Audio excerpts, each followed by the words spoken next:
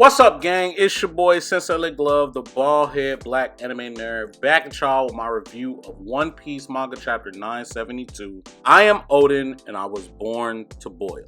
How do I want to put this? I really fucking loved this flashback as a whole. I don't even want to speak on this chapter just yet. I just want to kind of talk to this flashback as a whole.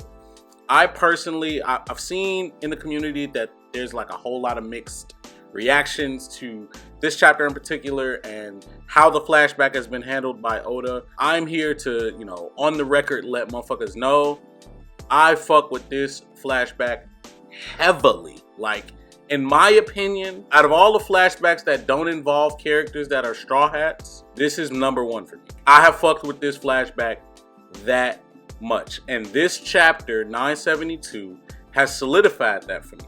And I told you guys in like my last two reviews, if Oda ends this the way that I think he ends it, assuming that we are done, this would have been the best flashback that doesn't involve a Straw Hat, in my opinion, like for sure. This chapter was a beautiful chapter, like beautiful. I know starting out, I really wasn't emotionally invested in Oden or the Scabbards. I've talked a lot on my channel about how I don't really give a fuck that they're crying and all of this other shit. 15 chapters into this flashback, I feel it. Like this chapter really brought out those emotions. I didn't cry, no shit like that. It wasn't the saddest death or anything like that I saw, but it did bring out some of those emotions. I have had much more emotions for this than I have for Yasui ass, if I'm being completely honest. I don't feel like I know the Scabbards as well as I possibly could, but I do feel like I'm closer to them. I do see, after seeing Oden carry these niggas on his back while he's boiling in fucking oil,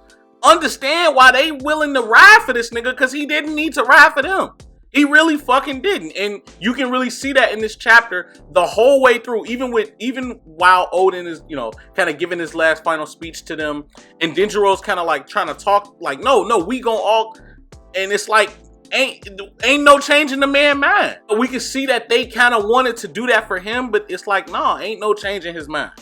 His mind is set on protecting y'all, protecting Wano, and you just gotta fucking love the man. Like, he went out like a motherfucking G, and the shit was great. It was fucking great. Like, it was beautiful. It was extremely poetic. I love it. I have a much bigger respect for Oden, a much bigger respect for Kaido, and fuck Orochi.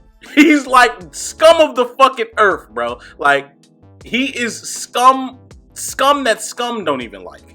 Like, he sucks ass. Chapter picks up with, obviously the only Wabanchu running down on Shinobu trying to shut her up. Like, look, man, that shit ain't gonna work. You had to know that this shit wasn't gonna go how you thought it was. Obviously, Shinobu's like, nah, man, I'm finna ride with the Kazuki. Y'all niggas foul. And then we get into more of the important shit that is both exciting and murky. And I'm speaking about the prophecy shit. Oden, while, giving, not his final moments, but moments before his final moments, he talks to the Scabbard. He says, hey, look, in the event that I don't make it out of here, because I'm gonna be frank with y'all, these niggas gonna kill me today. He knew he was gonna die. He felt it in his gut. Like, I can't do shit. In the event that they don't, I want to tell y'all what my goal is. So he explains to them, look, I need to open the borders of Wano because 800 years ago, my family, the Kazuki clan, closed the borders of Wano in fear of a great weapon. What that weapon is, I don't know. Maybe it's Poseidon. We don't really know. But in fear of a great weapon, they close off the borders of Wano in order to, I guess, prevent whatever bad part of the prophecy is going to happen. They need to open the borders of Wano to meet a certain someone. In the fan translation, it essentially said that 800, like a guest who's been waiting for 800 years or something like that, which kind of was throwing people off. It kind of made it seem like, oh, this some time travel shit. Like, come on now, this nigga been around for 800 years. The official translation basically cleared that up, stating like, no, it's been a figure that the land of Wano, or the world itself, it has been waiting on for 800 years. So that to me can be taken as the prophecy that, we learned about when he was on his voyage with Roger, that prophecy, and even the prophecy that spoke of in this, the whole 20-year thing. That prophecy started 800 years ago, right after the Void Century. Or like at the end of the Void Century, it was like in 800 years or in 820 years, it's gonna be this nigga that come and freak this shit. I think that's the message that Joy Boy left, and that's kind of why Roger and them laughed, because it wasn't Roger. Roger isn't the Joy Boy guy, you know what I mean? It has to be someone else. And that kind of prophecy has been passed down all the way to the girl from Fishman Island, Sherry, I believe her name is, who basically prophesized the 20-year shit. I'm sure there was prophets before her that could see the same shit. Not including motherfuckers like Toki, who actually came from 800 years ago. It's very exciting because he's explaining to them, yeah, we need to open the borders of Wano. We need to be able to welcome and work with whoever the fuck comes here 20 years from now, because he knows that in 5 years, the person is going to be born, and in another 15 years, they're going to come to Wano, because the prophecy said 10 and 10. So 20 years out, 5 years had already passed since he heard that message. So it kind of adds up. We assume that this person they're talking about is Luffy, but it really could be anybody. Like, it's a lot of different people that it could be. Like, it could be Vivi, it could be Luffy, it could be Shirahoshi. Like, it could be a whole lot of different people. But that's why it gets exciting. Where it gets murky is I don't really know how I feel about them making Oden have such foresight. Like, because while they were traveling, it didn't really seem like Oden had put that much thought into what he was kind of like witnessing or you know, bearing witness to on his travels with Roger. But it makes sense that he would grow to get to the point that he's at now, where he's willing to, you know, sacrifice everything just for this goal that he read on a rock. Like, it must, whatever was at the One Piece, whatever Joy Boy wrote down or showed them or revealed to them, must be that fucking important, must be that fucking cold. So Oden throws these niggas off, tell them to run, open the borders of Wano. I need y'all to do this for me. And as they're running, and this is where like kind of that emotion comes in. You see all the moments that, you know, Oden has with each of the Scabbards while they're fucking bawling and crying, and reading it on the official translation, I must say, since we've, you know, transitioned into these dark times of manga where we got to be on fucking Imager for our scans, reading it on the official translation definitely hit a little different for me than reading it on the Imager roll down. Just the panels, the way the panels were structured, and it just hit so much different. So seeing them reenact all of those early moments from when they met Oden and just bawling out, crying, it's like, fuck. Like, seeing that and then thinking about what's happening now in the present with them niggas crying, it's like, now I can really see. That was literally what came over my head, was I can see now why y'all hurting like that, or why y'all been, you know what I mean? Because this nigga just gave it all. They knew he was finna die. They fucking knew he was finna die. Next, we get to the part that, you know, kind of makes it all come together. Obviously, Orochi Snake Ass, in the end, changes the rules of this entire execution, because he passes the hour, and instead of letting them go free, he says, oh, well, a minute ago I changed it to a shooting execution, and we're gonna kill your entire family as well. Just because he a snake, lame ass, ugly, dirty ass nigga, G. Like, he on that fuck shit. But what I did like, once they showed that the time was up, Kaido's face was like a face of, he that nigga, you know what I mean? Like, Kaido up in the pistol, which was hilarious. Kaido up in the pistol and pointing at him saying, you know, all right, look, the least I know your body's worn out, like, you can't fight, you're not gonna jump out that oil. I will at least do you the favor of ending your life. And then obviously Oden and Kaido have that exchange where this is where I get my, you know, my respect for Kaido goes up. He states that, look, I'm sorry for what happened with the old bitch. I had her killed already. And I love that scene. And it's so crazy. I know, you know, I've seen some people, you know, kind of feel away about it.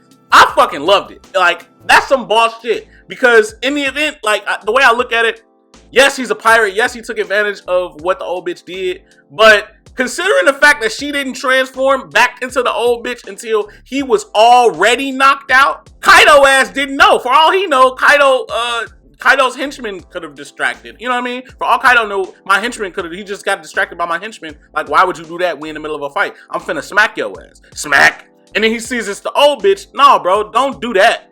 You know what I mean? So Kaido clearly has, and that kind of goes along with the Yonko narrative, because all of them have respect to a certain degree. Like, niggas ain't really just out here trash as fuck. Like, them niggas have a level of respect. Like, they are pirates. Like, pirates. Niggas gon' run the ones. We can even see in the flashback when they were meeting with Orochi, the nigga ran the ones. He ran the fucking ones. He shot the shit, ran my fade. Facts. And I know niggas feel away like, man, run it back. No, ain't no run it back, nigga. Like, this is bigger than just me and you fighting. But I will let you know, out of respect for you and out of fuck that bitch to her, I off the bitch. And that I fucked with heavily. What I found funny was we didn't really get to see Orochi's face in that moment. Like, nigga, he just killed your grandma, great grandma, whoever the fuck she was. And you really just don't give a fuck, you know, like, yeah, this nigga Orochi is a different type of demon. And Oden's final moments, him stating like, look, man, it's all good. I need you, like, just get stronger, bro, because the nigga that's coming finna fuck you up in 20 years. I'm sorry we couldn't do whatever we was gonna do, but I'm sure I can be the story for you when you have your drinks. Like, I'll be the motherfucker you talk about while you getting drunk. And I felt like that was kind of a nod at, yeah, this nigga, this is why he a drunk type shit. Like, you know what I mean? This alludes to him being a drunk, and I fucked with it. Then his stance, Kaido up the Thule and blew his shit back. He goes down in the pot of oil smiling. Oden is a D confirmed. No, I'm bullshitting. But it was just extremely fucking poetic. And then we find out after that, we go back to Toki, that Oden already knew. Oden sent a letter to Toki before he even went to fight Kaido. Like, look, this is it. If I don't beat Kaido, it's over. You know what I mean? Then we're gonna have to basically push it to the next motherfucker who should be coming in 20 years. He gave his swords. I don't really know if he was giving the swords to Toki from prison or if she just had the swords, came to visit him and was like, give these to my kids. Like, it didn't really look like he was passing the swords to me. It kind of looked like she had them. Maybe she was trying to like free him or get him out of there. Here, take these, get out of here. And he was like, nah, he just kind of accepted his fate. And it was funny that, you know, when they were in that prison scene, we got to see like Oden's like, why aren't you like worried or something? Like, I'm gonna die. And then, you know, she kind of was looking positive about it. Like, no, you're not gonna die. Like, you're not gonna die. But then we saw in that final panel her actually crying and like, nah, I can't be no bitch. I'm not your weakness. I'm not gonna cry. We finna do this shit. But obviously he asked her, use your powers, send my people 20 years into the future, wait for 20 years. He gave her that message that she passed on and threatened Orochi with and things like that as she did what she did as she was dying. The chapter ended with, we're moving forward to the present. So I don't really know if that means next chapter we're gonna be back in the present, or if we're gonna see how Hiyori got separated and how she used her powers and what that threat, like, but I personally don't think we need to see that. Like, that's kind of stuff we already know what happens. We know that these three get sent to the future. We know that these other motherfuckers stay. It would have been nice, I guess, to find out what happened to Denjiro, but I'm okay with finding out what happened to Denjiro in the present time, or where he's been in the present time. I'm super okay with that. But overall, like I said, I really fucking enjoyed this chapter. As far as what I think if we do, assuming we do go back, I think the next couple chapters will probably be chill. It's not going to be anything crazy. We're going to go back to them being at that island or at that the edge of Wano before they go to Onigashima trying to figure out what the fuck is going on. Somebody's going to appear. There's going to be some like little chill shit. But I do think this act is going to be much longer, if not 35, 40, maybe 50 chapters long. I think we got a lot more unpacking to do. As well as finding where the fuck Denjiro is and things like that. So I think we got a long ways to go, but this is fucking great, man. I'm gonna go back and I'm gonna reread this entire flashback as a binge, because as you know, everything is better binged. So I'm gonna binge this entire flashback and see if my thoughts on it change. But as of right now, I got it at #1 and I really fucking fucked with it. Shout out to Oden, shout out to Oda, cause he that nigga. Shout out to y'all. Fuck with the kids, Sensei like glove. Let me know what you thought of the chapter down in my comments below. Let me know what you thought of my review. Hit me on Twitter, Instagram, Sensei like glove. Let me know if any content you guys want me to do. Other than that, Sensei like glove out.